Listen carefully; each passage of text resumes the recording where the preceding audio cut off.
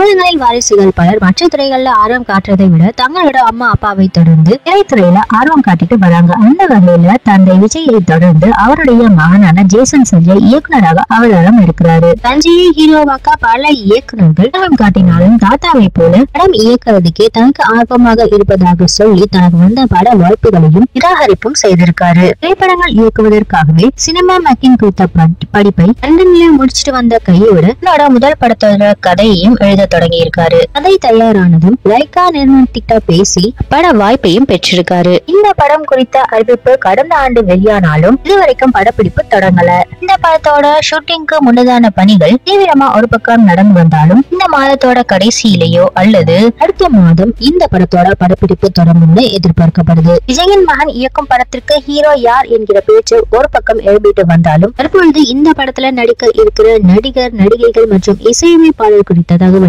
வெளியாகி இருக்கு. அதன்படி இந்த படத்துல விக்ரமின் மகன் துருவ் விக்ரம் கதாநாயகனாக நடிக்க இருக்கிறதாகவும் இவருக்கு ஜோடியாக பிரம்மாண்ட இயக்குனர் சங்கரின் மகள் அதிதி சங்கர் நடிக்க இருக்கிறதாகவும் சொல்லப்படுது. மேலும் இந்த படத்துக்கு AR ரஹ்மானுடைய மகன் அமீன் தான் இசையமைப்பு செய்ய இருக்கிறதாகவும் சொல்லப்படுது.